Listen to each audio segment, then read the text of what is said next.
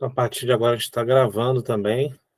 Então, se por acaso a sua internet cair, fique tranquilo, porque é só pedir depois lá para a tutoria. Você vai receber a gravação dessa Masterclass. Então, queridos, a gente está falando aqui, falamos nesse mês passado agora, a disciplina foi sobre o panorama, né, do Evangelho no Brasil e no mundo. Então, eu queria estar começando aqui orando com vocês, amém? Vamos estar orando para começar? Glória a Deus. Então, olha, Ana Souza levantou a mão.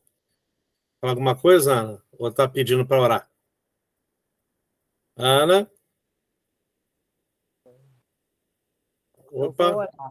Amém. Glória a Deus. Então, ora aí, Ana.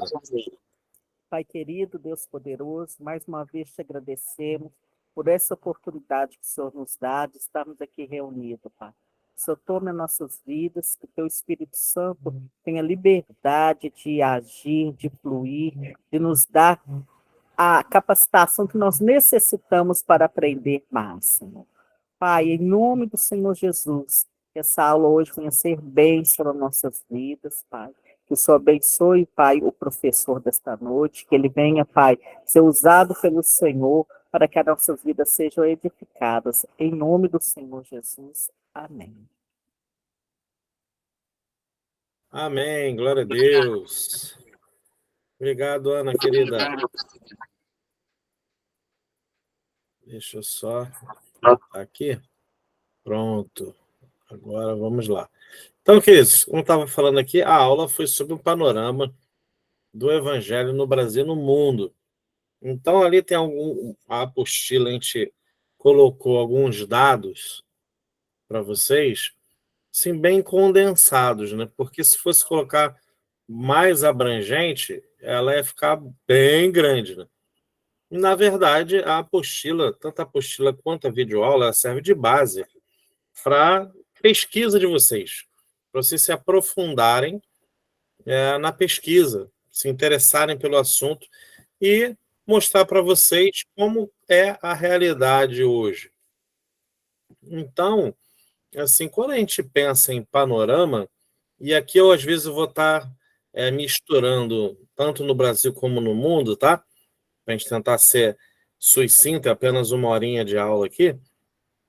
E eu queria até tirar dúvida de vocês, se vocês tiverem perguntas depois, tá? Vocês ficam tranquilos. Eu só vou fazer aqui uma abertura primeiro. Então, quando a gente pensa em panorama, muitas vezes a gente olha por um evangelho ou por um processo de evangelização, me perdoem a expressão, bonitinho, né? Só que, por que eu digo bonitinho? Tudo assim no papel é tudo muito lindo, né? Muito perfeitinho. Olha, vamos fazer assim, vamos fazer assado. Às vezes você chega, pede um relatório de alguma igreja, a igreja fala assim, não, a gente faz assim, a gente faz assado. Só que, na verdade, acaba sendo meio fantasioso, porque a realidade ela muda muito rápido. E conforme o tempo tem passado, a velocidade de mudanças tem se acelerado. Por exemplo, quando eu era adolescente, o que se tinha de evangelização? A maioria das igrejas, e eu venho de uma realidade de igreja na cidade do Rio de Janeiro, algumas igrejas tinham corneta em cima dos seus templos, né? Então, dos seus santuários tinha corneta lá em cima, que era aqueles alto-falantes grandes, né? Que parecem com o carro da pamonha, né?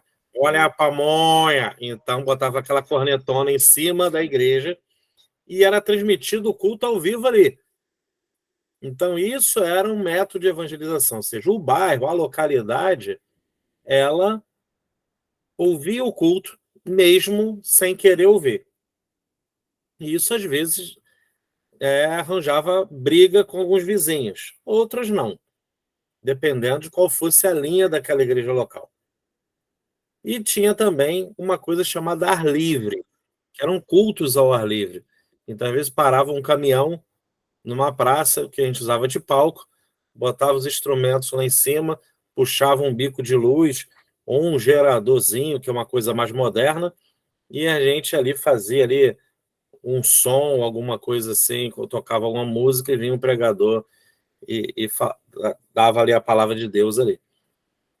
Quando não, era apenas um banquinho mesmo e uma caixinha de som e vamos embora. Agora eu pergunto para vocês têm visto isso em praça pública ultimamente? Tem sido difícil ver isso, cada vez mais difícil. Mas aí entraram redes sociais agora. A rede social, que deveria ser um método de evangelização, na verdade, tem sido um método de desconversão. Porque aí os cristãos entram nas redes sociais e tem ali um ramalhete de coisas sendo oferecidas, então eles pregam o evangelho de um lado e assistem outras coisas de outro lado. Então, a coisa tem sido evoluída cada vez mais rápido e, às vezes, a igreja estaciona no método de evangelização. E a gente pensa num processo de evangelização Brasil e mundo ainda no século XX. Só que a gente está no século XXI e as coisas estão avançando e, às vezes, a gente se perde um pouco.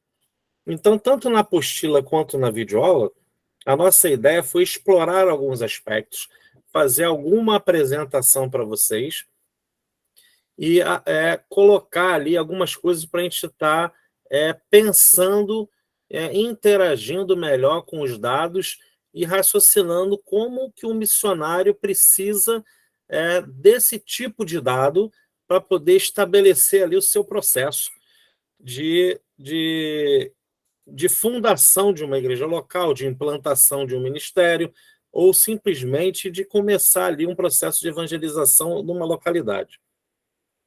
Afinal de contas, isso aqui é um curso de missiologia. Então, quando a gente trata dessa situação, dessa disciplina, num curso de teologia, por exemplo, é uma outra conotação. Para missiologia, a gente tem que ter uma conotação voltada para o que ela é. Como se trabalha com esses dados? Como a gente enxerga isso? E qual o tipo de choque que ele pode passar para a gente? Por exemplo, eu coloquei para vocês alguns dados sobre o avanço do evangelho no Brasil e eu queria saber de vocês se isso chocou vocês. Por exemplo, o Estado brasileiro que tem o maior número de espíritas não é a Bahia. Alguém aqui já tinha pensado nisso? Porque existe um estereótipo já formado que a gente pensa assim, qual é o Estado brasileiro que tem mais envolvimento com religiões afrodescendentes, com espiritismo? A Bahia. Por quê? Porque está estereotipado isso. Mas, na verdade, é o Rio Grande do Sul. E é o estado com o menor número de evangélicos. É o estado que apresenta a maior resistência também.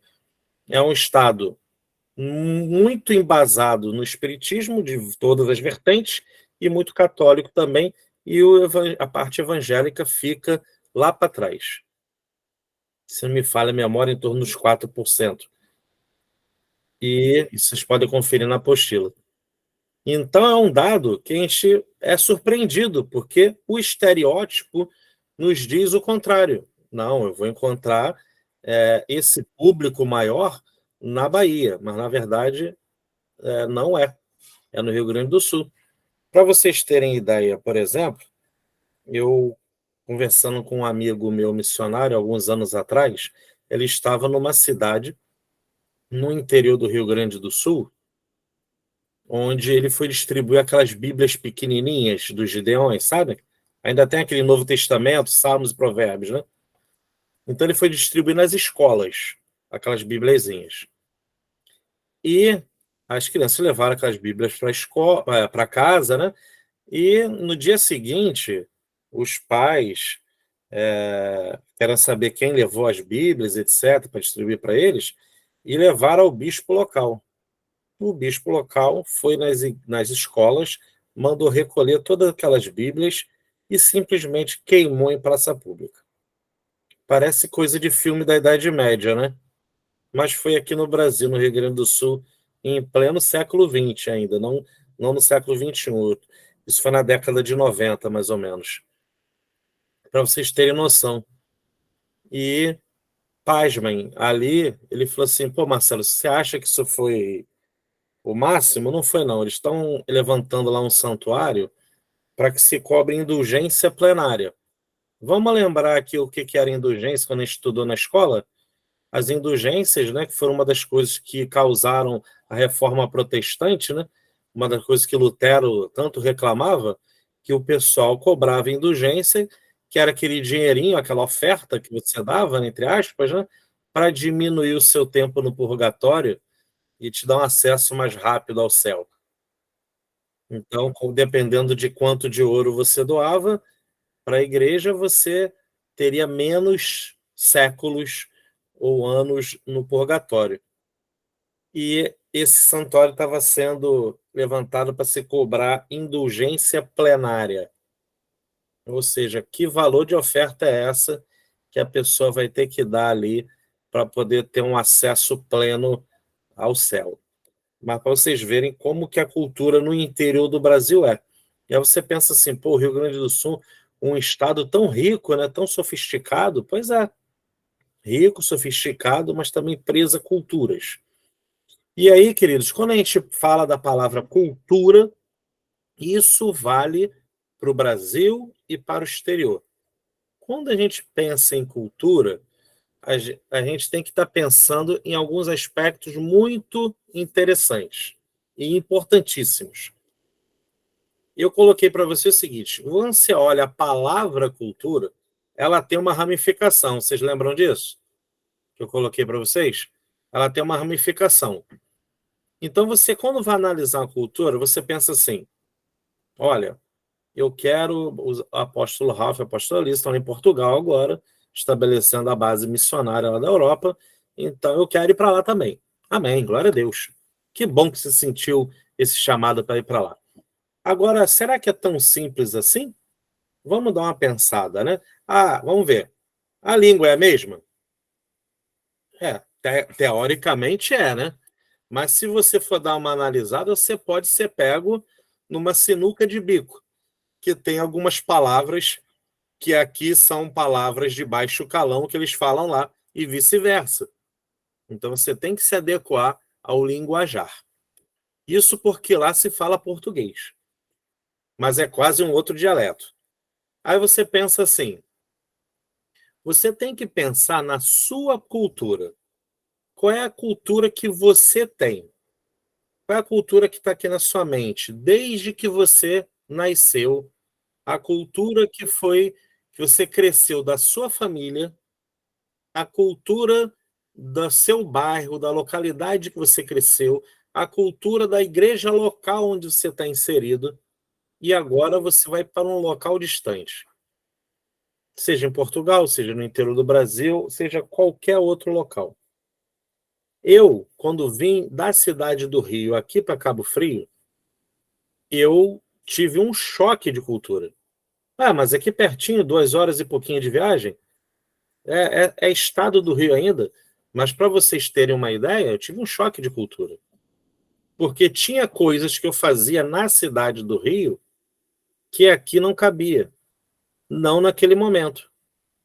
Precisava de uma outra conotação, uma outra roupagem.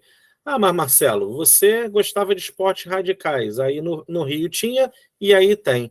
Beleza, mas o público tinha uma roupagem diferente, tinha um linguajar diferente, tinha um modo de viver diferente. Então eu tinha que saber como chegar nesse público. É completamente diferente. Não é porque aí no Rio o pessoal pega a onda, que aqui eles também pegam onda em Cabo Frio, que vai ser a mesma linguagem, diferente. São pessoas diferentes. Por exemplo, aqui tem um período de vento muito forte no ano. Então, o pessoal que gosta de soltar pipa, por exemplo, nessa época não vai conseguir, porque o vento é extremamente forte. Aí você aí no Rio faz um festival de pipa para atrair a criançada e fazer um evangelismo com essa criançada e pré-adolescente. Aí no Rio consegue. Aqui, até setembro, outubro, você não vai conseguir, porque o vento é muito forte. E você não vai conseguir é uma cultura diferente. Então, assim, você tem que entender, e eu vou chegar numa parte aqui bem pesada, vocês vão entender, porque você tem a sua cultura pessoal, aí você chega no outro lugar, aí você tem a cultura daquele lugar onde você vai, cultura daquele país, ou daquele estado, daquela cidade, e você se depara, se não tem igreja local, você vai ter que implantar tudo do zero, igual os apóstolos Ralph e Lisa estão fazendo lá agora. Implantar do zero. Já tem uma igreja lá, já estão com o local já, inclusive, eram na casa deles, agora já tem um local, mas começaram do zero.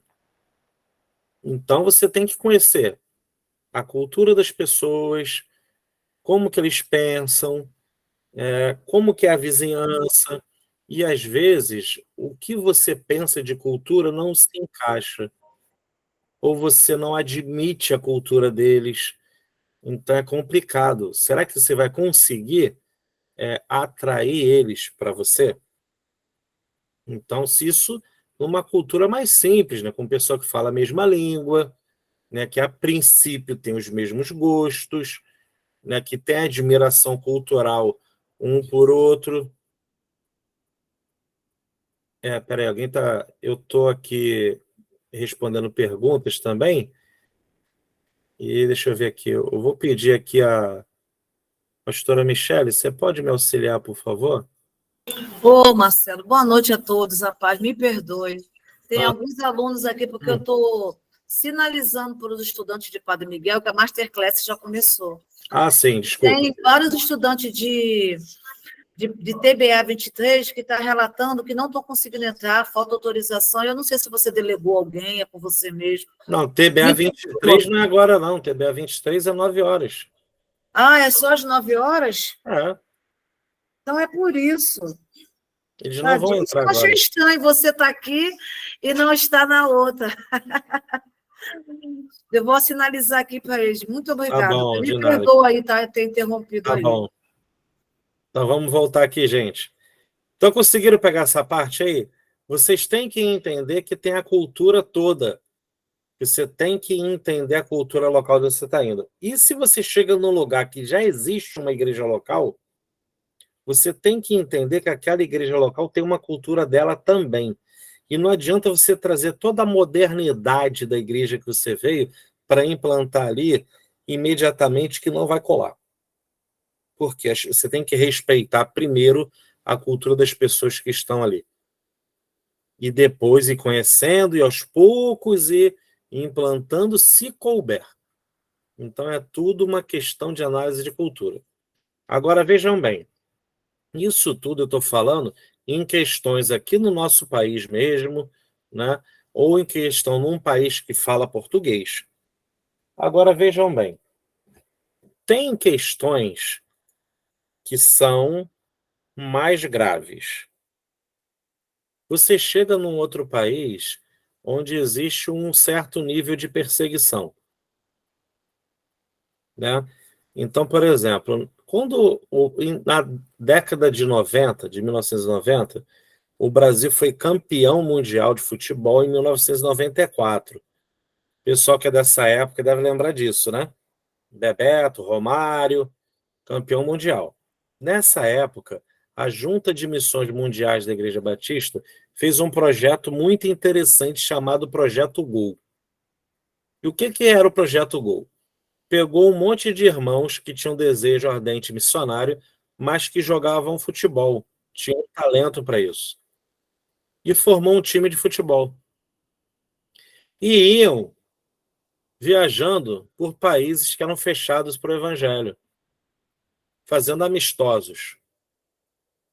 Então, países do mundo árabe, né, países comunistas, eram fechados, então eles iam jogando ali futebol, e a ideia era fazer os amistosos e que algum time local contratasse algum desses jogadores que, na verdade, eram missionários.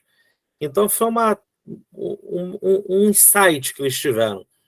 Aproveitaram ali o burburinho, o Brasil foi campeão mundial, então uma brecha fantástica, porque o mundo inteiro estava olhando para os jogadores brasileiros, Então prepararam um time para fazer uma excursão por países fechados, e ali, países do mundo árabe, vocês veem hoje que os países árabes, a Arábia Saudita, investindo milhões para contratar grandes jogadores, né, Cristiano Ronaldo, Neymar e etc. Mas naquela época não.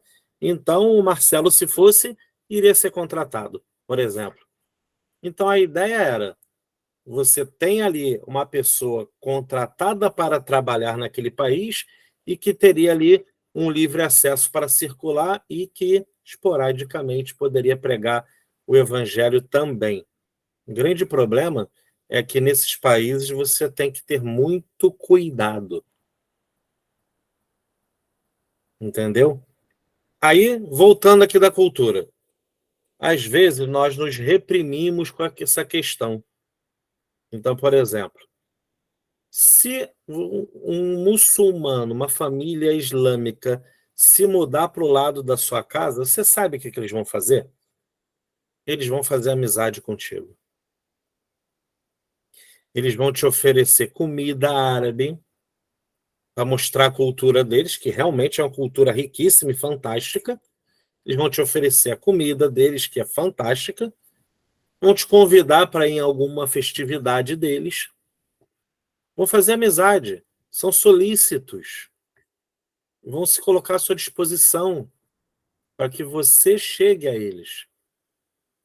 E chegar algum momento que tiver lá algum emir lá, algum sheik, que fale das palavras do Alcorão, eles podem te convidar para ouvir um ensinamento, porque eles são assim, em sua maioria.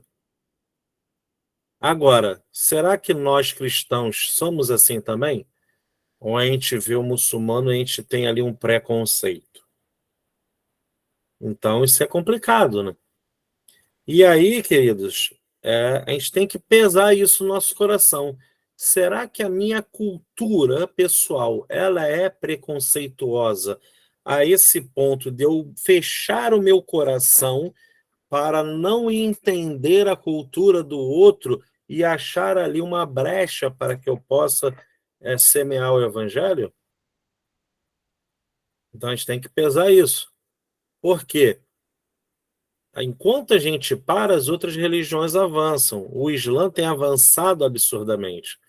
Então a gente tem observado até em gráficos aí que tem uma migração de religiões. Inclusive hoje existe uma migração muito forte de igrejas pentecostais para o Islã. E principalmente, vou falar uma coisa aqui agora, vocês não se assustem, porque é uma realidade, irmãos desigrejados, entre aspas, ou feridos em igrejas, que estão ali desamparados, e alguém vem amparar eles. Porque, a princípio, as palavras são muito parecidas com palavras bíblicas. Mas a igreja não vai amparar. Então, às vezes, a gente deixa para os outros.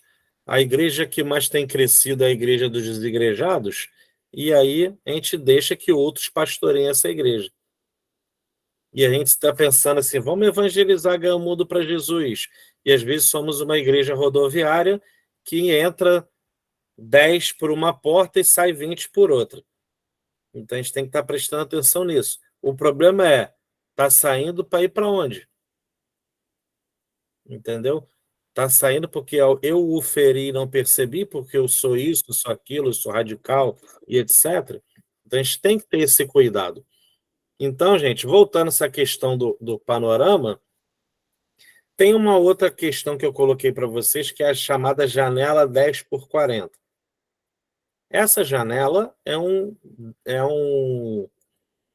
é uma janela geográfica, né? Porque elas são, se você olhar no mapa mundi, né, tem ai meu Deus do céu, perdão, falei aqui, é uma coordenada, né, geográfica.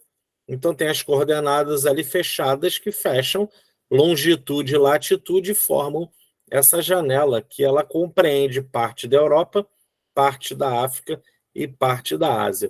E o que se tem ali? Ali a gente tem o berço das maiores religiões mundiais. Estão nessa janela.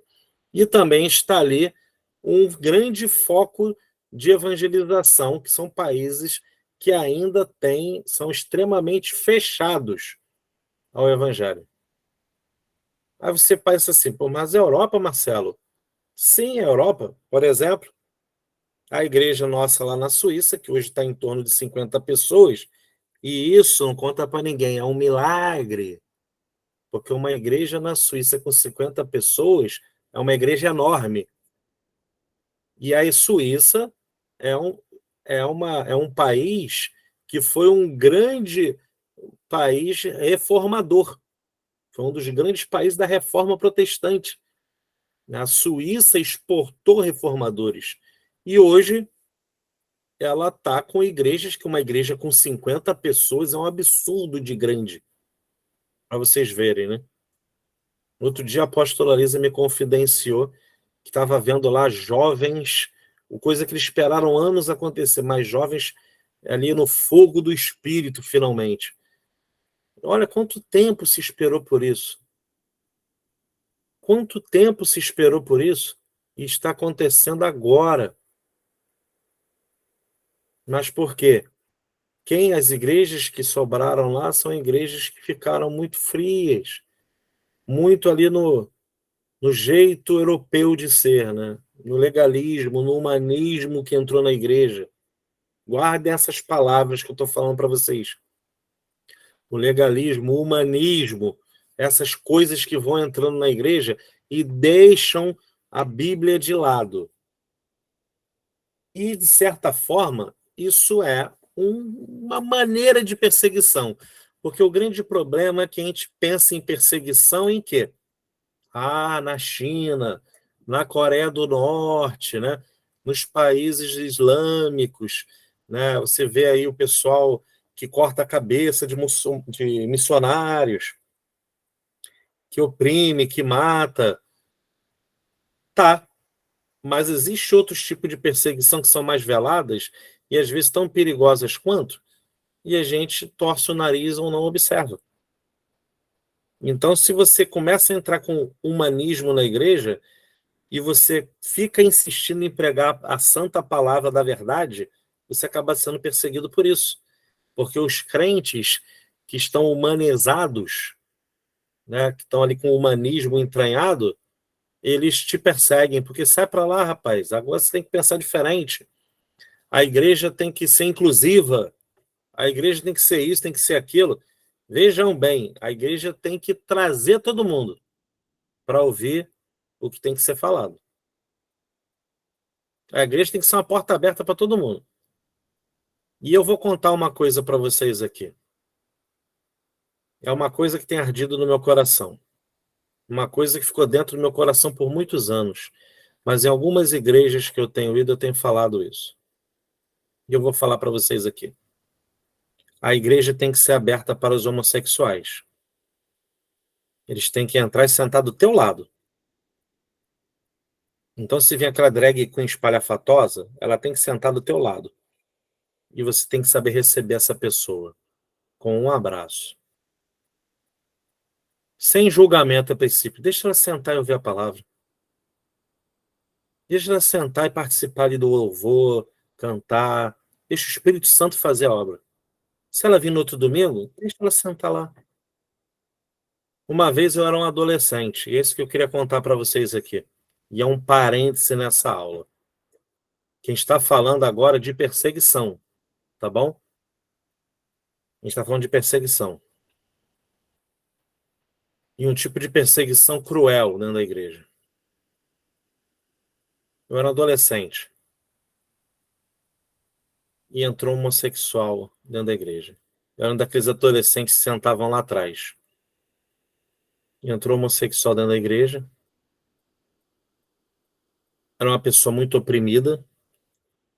Depois eu descobri que o pai dele era um daqueles irmãos extremamente religiosos no seio da igreja, e que espancava ele, etc., porque ele era homossexual. E ele sentava Ele sentou no último banco da igreja ali com a cara muito triste, choroso, e a palavra sendo pregada ali, ele chorava. E eu senti o desejo no meu coração, abraça ele ali. Mas eu olhava para o resto da garotada, a rapaziada que estava comigo, rindo do homossexual. E eu pensava assim, se eu for abraçar ele, vão rir de mim. No outro domingo, esse rapaz apareceu de novo, eu disse, de novo, vai lá, abraça o cara, pô. E ele chorando de novo, etc. E eu, cara, eu tenho que abraçar esse cara.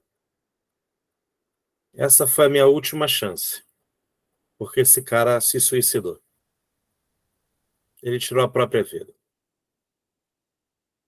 Ele não tirou a vida por minha culpa, mas foi minha culpa não ter abraçado ele. Talvez o meu abraço tivesse poupado a vida daquele jovem. Talvez o meu abraço não fizesse ele aceitar Jesus naquele dia, mas talvez o meu abraço tivesse dado a dose de carinho, de amor que ele precisava. Que ele não encontrou igreja nenhuma, que ele não encontrou em casa com o pai crente dele. E por que eu estou contando isso para vocês? Porque Deus tem me falado assim, Marcelo, tem que jogar isso para fora, para todo mundo. Porque isso é o evangelho. E eu tenho um dedo apontado contra mim, até hoje, por causa desse jovem. Um dedo de acusação, sabe? Tem um boleto assinado contra mim. E eu vou falar uma coisa para vocês. É claro que todo boleto assinado contra a gente, Jesus já rasgou na cruz, certo? Amém? Beleza? Mas todo mole que eu dou, tem um acusador que fala assim, lembra do cara? Tá comigo. E aí? O que eu tenho para responder? Talvez o meu abraço tenha sido diferencial. E aí, queridos, isso serve para mim hoje. Lembrar de que eu não posso negar um abraço para ninguém. Então, um abraço todo mundo. Um abraço homossexual, macumbeiro, muçulmano, não tô nem aí. O pessoal fala assim, esse cara é doido. Eu sou doido. Por isso que eu falo, a minha igreja hoje é a rua. É a rua, é onde eu estiver. É fazendo trilha, é andando de bicicleta, é fazendo voo livre, é pegando onda, é no quartel. Eu uso palestra sobre liderança motivacional para falar de Jesus. É amor. E isso, gente, se você fizer isso na igreja hoje, você pode ser perseguido por um legalismo evangélico que fala, não, peraí, não é assim.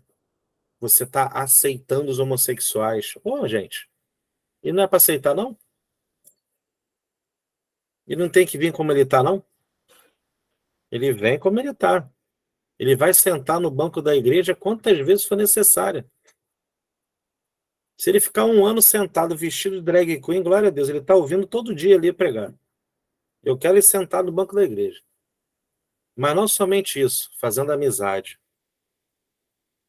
Aí é que tá. Lembra que eu falei que o muçulmano ele faz amizade contigo? E ele faz amizade contigo sem acusação. Olha, lembra que muita gente procurava Jesus, né? E Jesus não acusava, não. Ele falava assim, olha, vem para cá, senta aqui. Jesus falava, olha, negue-se a si mesmo, toma essa cruz e venha. Tinha gente que metia o pé, que a palavra era pesada, mas tinha gente que continuava acompanhando, mesmo tendo que se transformando aos poucos, se transformando aos poucos, se transformando aos poucos. Mas estava ali. O grande fato é que ontem eu vi uma palavra de Deus fantástica. O apóstolo Ralph pregando, ele lançou uma pergunta não muito interessante. Ele falou o seguinte: Pedro e João iam para o templo, tinha um paralítico lá. Vocês conhecem essa história, né? Pediu uma esmola. Aí o Pedro falou assim: cara, não tem prata nem ouro, não, mas o que eu tenho te dou, em nome de Jesus, levanta e anda. Esse cara estava há 40 anos na porta do templo e Jesus passou várias vezes por ali. Por que ele não foi curado? Talvez porque ele queria esmola? ou porque talvez Jesus falou assim, alguém vai ter que fazer em vez de eu fazer, né? Então teve coisa que Jesus não fez para que eu e você fizéssemos. E às vezes, querido, a grande diferença é a amizade que você vai fazer com alguém. A amizade que você vai fazer com o teu vizinho, sem preconceito. Ah, mas ele é homossexual. Glória a Deus. Uma oportunidade maravilhosa. Ah, mas ele é traficante. Maravilha. Coisa boa. Excelente oportunidade. E aí, queridos, você se prepara que você vai ser perseguido. Você vai ser perseguido pelo legalismo, pelo humanismo que entrou na igreja. Não, mas ele é homossexual. Nós não podemos nos tornar uma igreja inclusiva. Realmente não podemos, não. Nós devemos ter a porta aberta para todo mundo entrar. E Jesus foi acusado de comer com pecadores e publicanos, né? Jesus foi acusado de comer com a escória da sociedade, traduzindo aqui em miúdos, né? Ou seja, Jesus era acusado de comer com prostituta, com pecador, com bandido, com quem não presta. Aí você pensa assim, se tinha prostituta, tinha prostituto. Porque anda tudo junto.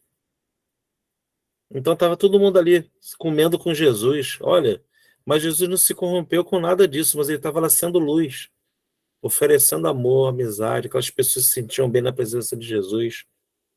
Umas ou outra ali era salva. E hoje é a nossa vez.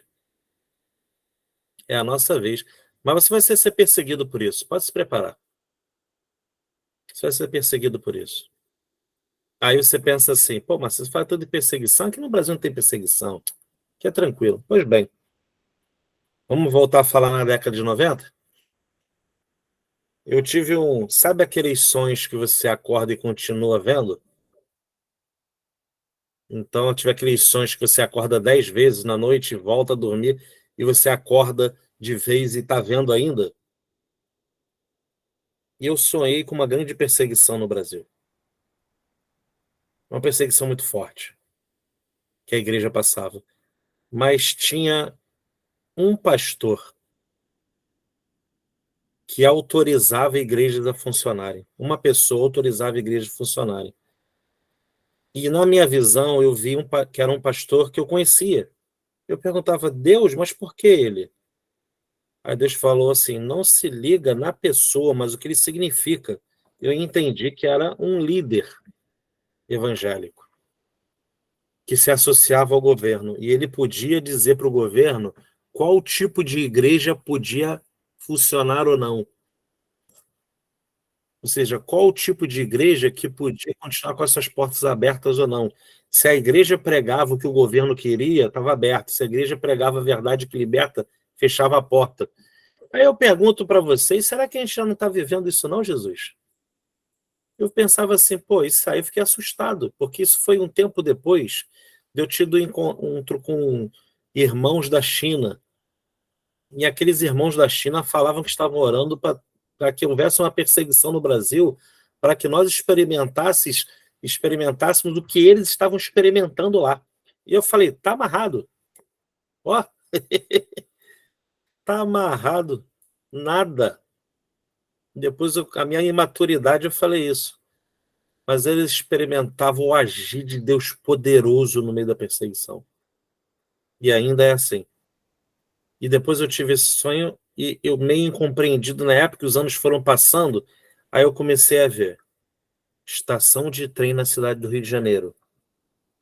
O segundo vagão era o vagão do culto.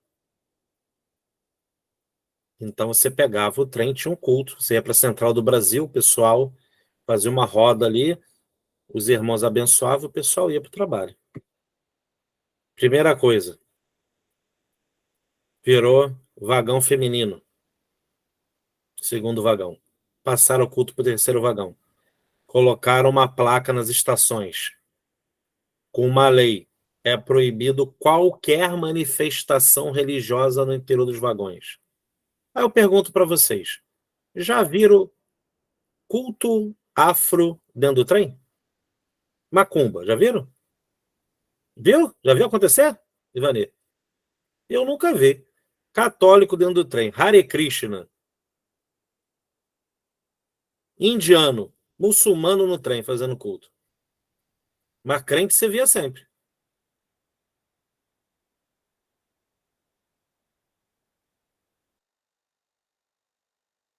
Toda hora. Quando botaram essa placa lá, tinha um público certo para atingir. Só que eles não podiam ser claros. Não, vale para todo mundo. Mas só tinha um povo chato que fazia todo dia. Pegaram a ideia? E agora tem pastores que dizem que pode ser pregado. Tem pastores falando que a Bíblia tem que ser revista, reescrita, repensada. Afinal de contas, os homossexuais também são pessoas que devem ser amadas. Eu falei para vocês aqui que não deve, não? Agora vejam bem. Se eu vou na casa de vocês e vocês têm um costume de deixar o calçado do lado de fora, o que eu tenho que fazer? Cumprir o costume da casa de vocês. Vou deixar o calçado do lado de fora. Se o costume de vocês, da casa de vocês, é servir o café antes do almoço, eu vou ter que tomar o café antes do almoço. Se uma pessoa vai na igreja que sabe qual é a palavra que é pregada, por que ela tem que ouvir outra palavra? Quem vai visitar a casa tem que estar sujeito ao costume da casa, do dono da casa. Mas aí estão mudando o costume do dono da casa porque aquele público tem que ser aceito. Em nenhum momento eu falei para vocês aqui que não deve ser aceito. Chega aqui, senta aqui. Vamos fazer amizade. Se tiver que fazer um churrasco na sua casa, chama ele. Não tem problema nenhum. Que isso, Marcelo? Chama ele para o convívio. Mostra como você é um bom anfitrião. Mostra como Jesus opera na tua vida. Agora, porque Jesus comia com esse povo todo, lembra disso? Mas a igreja está sendo perseguida no Brasil, vocês ainda não entenderam. A perseguição que tem lá fora, que mata, esquarteja, aqui no Brasil começou muito velada. E agora está ficando descarada. E muitos crentes estão indo para o lado político da coisa, ao invés de dobrar o joelho. Ao invés de se declarar com a Bíblia aberta, mas com sabedoria. Não é abrir a Bíblia e falar é porque é. Mas abrir a Bíblia com propriedade, com conhecimento profundo da palavra e o Espírito Santo fluindo pela tua boca.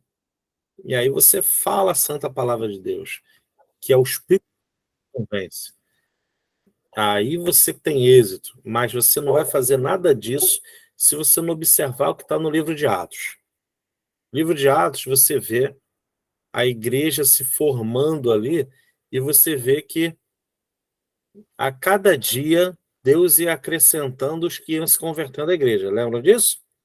Mas tem um detalhe interessantíssimo, que os discípulos caíam na graça de todo o povo. Ó, como é que é isso? Você já pensou um cara ranzinza, chato, que gosta de ser o santarrão, como dizem por aí, cair na graça do povo? Não vai cair na graça de ninguém. Agora, se esse cara é um bom vizinho, é um bom colega de trabalho, é um bom colega de escola, brinca, ri com todo mundo, isso não quer dizer que ele vai deixar de ser cristão, que ele vai deixar as bases, os fundamentos bíblicos. Mas fundamento bíblico também é cair na graça do povo. E se ele faz isso, aí vai acontecer algo com vocês, tipo assim. Vamos lá, pessoal os seus vizinhos, né? Suponha que um casal, amigo de vocês e vizinhos, extremamente católico. Vocês têm vizinho assim? Extremamente católico? Muita coisa de católico, muita coisa mesmo. Tipo assim, o senhorzinho da família lá, o velhinho, ele assiste a missa em casa, porque já está bem velhinho, e com o terço na mão, e você não pode atrapalhar, filho. Beleza. Tipo assim, esse casal fez aniversário de casamento no meio da pandemia, 25 anos. Não pôde fazer uma festa, né? Quando acabou a pandemia, entre aspas, eles fizeram, como é no mês de junho, fizeram tipo festa junina. Aí olha a proposta que fizeram. Marcelo, você vestido de padre? Eu falei assim, claro que eu vou. Vocês acham que eu pequei indo vestido de padre? E ainda falaram assim, a gente quer fazer uma brincadeira, vamos fazer um casamento da roça? Eu, claro que vamos fazer. Olha só a astúcia. Eu falei, Deus, eu vou fazer uma loucura lá nessa festa. Porque, olha só, eles eram um casal casado de verdade, tá? No papel, bonitinho, na igreja, não tem direito. Só que eles estão fazendo 25 anos. 26 até então, né? E eles falaram assim, Marcelo, a gente te convidou, se você puder fazer uma oração também, né? Eu falei, opa, olha aí. Aí sabe o que eu fiz com eles? Eu fiz mais do que uma encenação de festa na roça e mais do que uma oração. Eu renovei os votos daquele casal. Mas, Marcelo, você não é pastor? Que sacrilégio. Eu falei, meu querido, eu não sou pastor, não sou padre. Porque eles são católicos. Então, em vez de chamarem um padre para fazer isso, chamaram este que vos fala, para abençoar os 25 anos de casado deles. Será que se eu fosse um vizinho ranzinza, chato, eles iam chamar? Ou aquele vizinho que é macumbeiro, chama você para consagrar o filho deles ao Senhor? Já pensaram nisso? Nasceu o bebê. Marcelo, você pode vir aqui orar pela criança e apresentar a Deus? Não é assim que vocês fazem na sua igreja? Olha só, eles não queriam ir na igreja, não. Porque eles não queriam contato com pastores, assim, entendeu? Porque eles tinham esse trauma do que a mídia fala de pastores. E que, infelizmente, alguns realmente pedem por isso. Mas aí, você pode orar pela criança? Eu falei assim, com o maior prazer, vamos lá agora. E por que eu não vou orar? Mas se eu fosse um mau vizinho, será que eu ia ter esse convite? Então perceberam aí a situação? Cultura. Respeitei a cultura deles, eles respeitaram a minha, e a porta foi aberta. E eu consegui entrar na casa. Não foi uma, não foi duas, não foi 3 vezes. Hoje tem muita gente que me chama para orar, que eu vou com o maior prazer, porque é uma brecha que se abre fantástica. Porque você nunca ora só, né? Você sempre dá uma palavrinha ali, fala uma coisa rápida, deixa ali alguma coisa, e é isso aí. E sempre quando você fala alguma coisa, tem alguém que fica mais balançado, você atende depois, troca uma ideia. E se você for fechado com o seu coração, tipo assim, aquele eu não vou falar não, porque ele tá assim, tá assado. Então você não está prestando atenção em tudo isso que a gente está fazendo aqui com vocês no Instituto EIA. Apresentar para vocês essa situação de missologia de uma maneira diferente. Dar conteúdo para embasar vocês, mas para capacitar vocês e abrir os olhos para que vocês possam enxergar o campo missionário de uma maneira mais aberta e mais fluida, que você possa fluir. Olha, tem autores aqui fantásticos. Dom Richardson é um autor fantástico, eu aconselho vocês a lerem os livros dele. O Totem da Paz é um dos livros dele, e Os Senhores da Terra também fantástico. O Totem da Paz, ele conta como ele conseguiu chegar, porque ele é um camarada que ele descortina as coisas fantasticamente. Ele tira coelho de cartola. Então ele chegou numa tribo indígena, difícil acesso, mas ele ficou, ó, tempão lá, fazendo amizade, até que o chefe indígena falou assim, vou mostrar para vocês o meu Deus. Ele, que isso, rapaz? É uma acordaceira que eu vou te mostrar. Acordaram cedo, caminharam, chegaram numa colina, aí viram o amanhecer, o sol nascendo. Ele falou assim, olha, meu Deus. Dom Richard fez o quê? Criticou? Não, de maneira nenhuma. Ele falou assim, rapaz, que coisa linda. Aí ele falou assim, você sabia que Deus teve um filho? O indígena, como assim? Deus teve um filho. Ele não falou, seu Deus teve um filho. Ele falou, Deus teve um filho. Mas ele aproveitou a brecha que o indígena deu. Você sabia que Deus teve um filho? Ele aproveitou as brechas.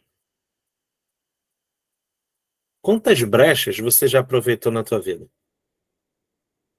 Quantas brechas você se deixou aproveitar? Que às vezes tem isso também, né? Às vezes a brecha aparece na nossa frente e o nosso nariz torce por causa de um preconceitozinho aqui ou ali. Quer ver um preconceitozinho legal que o crente gosta? Um preconceito muito maneiro. Vamos lá. A gente falou aqui do pessoal das culturas afro, né? Religiões afro. Eu acho que eu falei, já tivemos aula de religiões, não tivemos?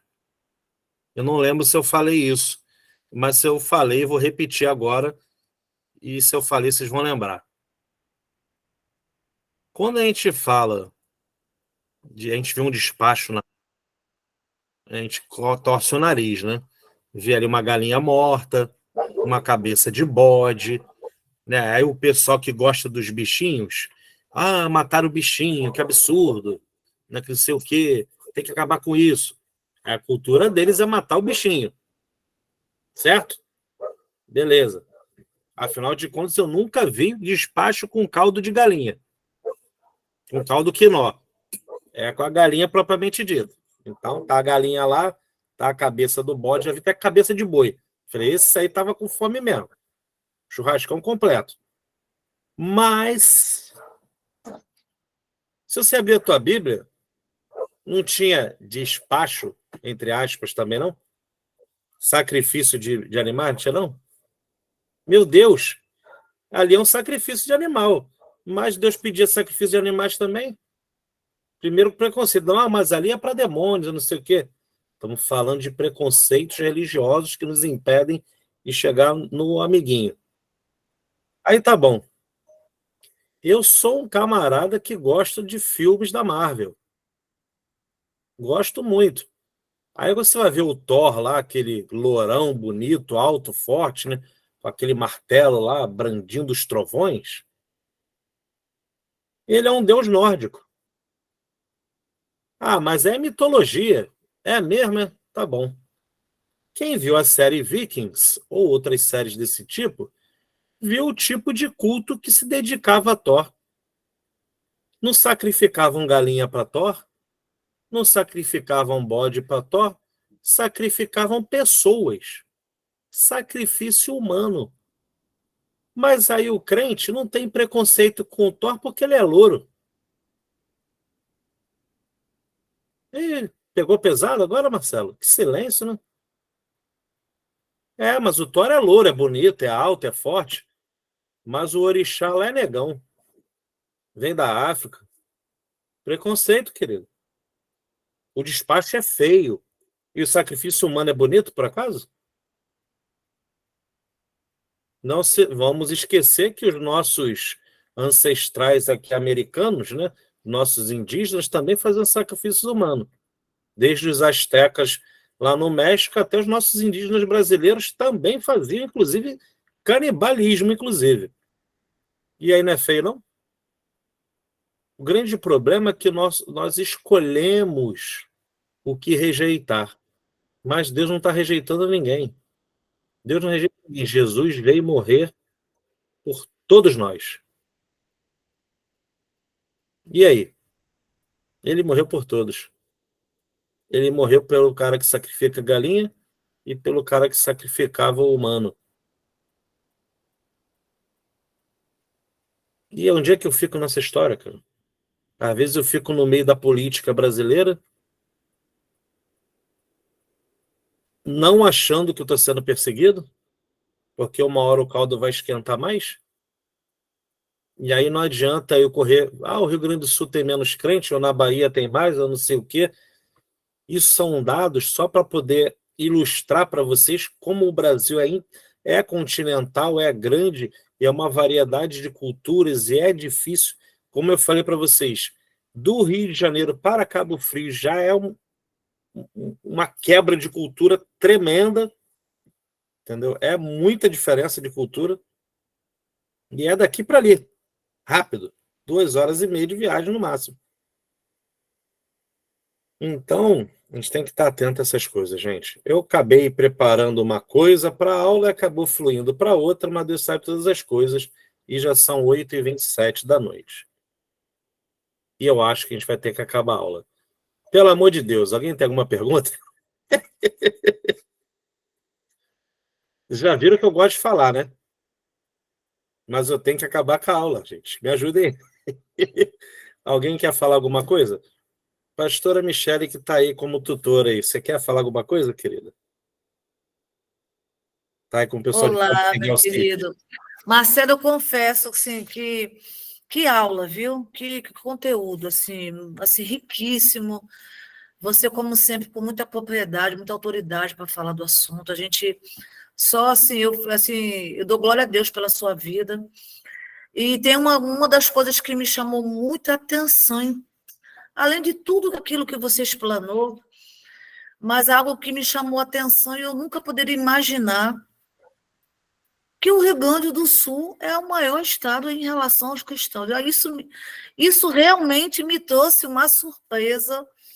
Eu imaginava qualquer estado do Brasil, não sei se os demais concordam comigo, mas quando eu vi Rio Grande do Sul, eu imaginava a Bahia na questão da cultura africana, que há uma lenda, há um miticismo em cima disso, né?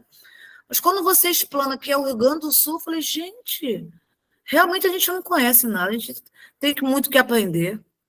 Pois é. Fiquei muito pasma com isso, sabe? Não sei se os demais também concordam, mas me trouxe muita surpresa. A gente tem uma cultura que é a Bahia, né, na questão das Porque está culturas. estereotipado, né? Porque a É, Bahia tomou a roupagem e ficou como sendo. gente, Só fiquei que, chocada. só que, assim, a coisa vai evoluindo, vai avançando, e a gente não percebe porque tá a cultura ali estampada e pronto. Mas não é assim, gente. A coisa é muito Gente, mais ampla do que... Por exemplo, a capital do Brasil, Brasília, ela tem um misticismo desde a sua fundação. Então, por exemplo, há esotéricos que dizem que o presidente Kubitschek era a reencarnação de um faraó, etc., até porque ele projetou Brasília como se fosse Tebas ou uma outra cidade que não me falha a memória agora, egípcia. Por isso, ou não por isso, a cidade de Brasília é conhecida como a cidade dos 3.000 templos, na época que eu coletei os dados. Agora é muito mais que isso. Quando eu falo Brasília, é Brasília e cidades satélites, tá? Brasília, a capital do país. Então, você tem ali o Vale do Amanhecer, que concentra um grande número de templos esotéricos. E, pasmem, esses templos esotéricos e toda essa comunidade esotérica está se preparando para receber o Maitreya. Quem é esse personagem? Nada mais do que a figura que vai trazer paz ao mundo, né? O Maitreya é a figura do anticristo, aquela pessoa que virá, e eles esperam em Brasília, capital esotérica do mundo, assim como eles intitulam, para que esse personagem venha. Olha só que coisa, Brasil.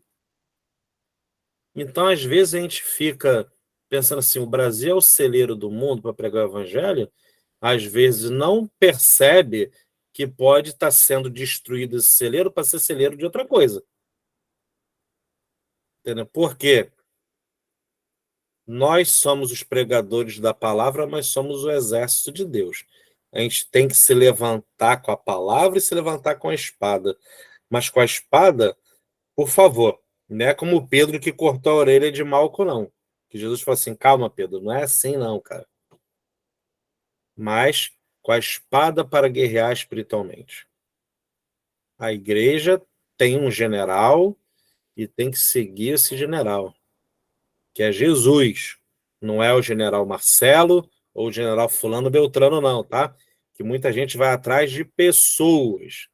Então, o general dos generais, o senhor dos exércitos, a gente canta isso. E se a gente canta que a igreja tem um senhor dos exércitos, que está levantando um povo poderoso na terra, devemos nos comportar como tal. E às vezes a gente não faz isso. Muitas vezes. A gente fica esperando que a mágica acontecer. Abracadabra, pé de cabra. Como se a oração fosse algo mágico e que Deus fosse jogar um pó de pirlim-pim-pim. Mas é hora, ação. Então você ora e age. E Deus vai fazer a parte dele e a igreja fará a sua parte. E a parte da igreja é ir, porque o campo está branco. E tem que ter trabalhador nessa seara aí. Aí não adianta eu falar assim, não, mas o Marcelo conhece muita palavra, ele vai. Não, mas tem a Michele que é pastora. Não, tem o apóstolo Rafa, a apóstola Lisa que cuida do EIA, não sei o quê. Não. Não, queridão. Não é título não, tá? Jesus não deu título para ninguém. Ele deu o ID. Então, ó, ID por todo mundo. Pregar a toda criatura. Batizando em nome do Pai, do Filho e do Espírito Santo e ensinando todas as coisas que eu te tenho ordenado. Ponto. A parada é essa. Amém, queridos? Eu acho que a gente vai parar por aqui. Já passei 3 longos minutos. Amém? Ah, que pena. Se matricula de novo, a gente volta ano que vem. Mas olha, meu contato está à disposição de vocês. A gente pode bater papo a hora que vocês quiserem. Tá bom? Manda um zap. Manda para a tutora aí, pastora Michele, fala com o Marcelo aí que eu fiquei com dúvida. Vê se dá para fazer outra masterclass independente. Eu falo com a apóstola Lisa, a gente vê se libera, a gente faz, não tem problema nenhum, desde que não atrapalhe a aula de vocês. Beleza? Então vamos orar para terminar? Já que a pastora Michele está aí, vou pedir ela que ore para encerrar para a gente. Amém? Ai, que honra, Marcelo. Olha, louvado seja Deus pela tua vida, Senhor. Pai, não temos palavra para expressar, Pai, aquilo que tu fez aqui nessa noite, Pai. Senhor, tanto conhecimento, Pai.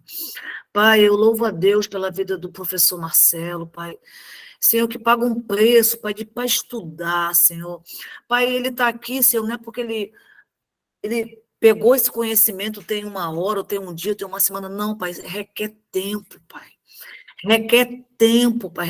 Requer investimento, Pai. Para que verdadeiramente, Senhor, aquilo que o Senhor está derramando sobre a vida dele, derrame sobre as nossas vidas também, Pai. Senhor, muito obrigado por esse conhecimento através do teu filho, Pai. E nós, Pai, queremos pedir, Pai, que Tu venha abençoá-lo tremendamente mais, Pai. Senhor, que Tu derrame ainda mais sabedoria para o Teu filho, Pai. Senhor, obrigado, Senhor, por cada estudante aqui presente. Senhor, porque cada um entendeu, Senhor, como é importante a gente parar uma hora para ouvir aquilo que o Senhor quer falar conosco, Pai. E nós cremos, Pai, que nós não vamos sair daqui da mesma forma que nós entramos, Pai. Senhor, você abriu, Pai, a nossa mente, Senhor, abriu um leque, Senhor, de estratégia, de oportunidades, Senhor, do ID, do conhecimento, do como falar, do como acolher, de como cuidar, Senhor, como a gente deve tratar, de relacionamento, Senhor, isso é o Evangelho de Deus, Pai. Por isso, Pai, eu quero louvar a vida pelo professor Marcelo, porque através dele, Pai, nós podemos receber esse conhecimento, Pai. Eu quero te agradecer, Pai, por tudo, pelo Instituto EIA, por obrigado por os apóstolos Lisa e Ralph, por, Senhor, entender, Pai, aquilo que o Senhor nos chamou, Pai. E através dessa plataforma, desse instituto, o Senhor tem nos levado a lugares maiores, a conhecimento que talvez a gente nunca pensou que nós pudéssemos entender, tivéssemos ter acesso a isso, Pai. Isso é um privilégio, nós temos acesso a tanto conhecimento. Por isso eu quero te agradecer por tudo, Pai. Pai, que nós tenhamos, Pai, uma noite de paz, de refrigério, e Senhor, e que isso é só o começo, em nome de Jesus, amém. Amém, queridos.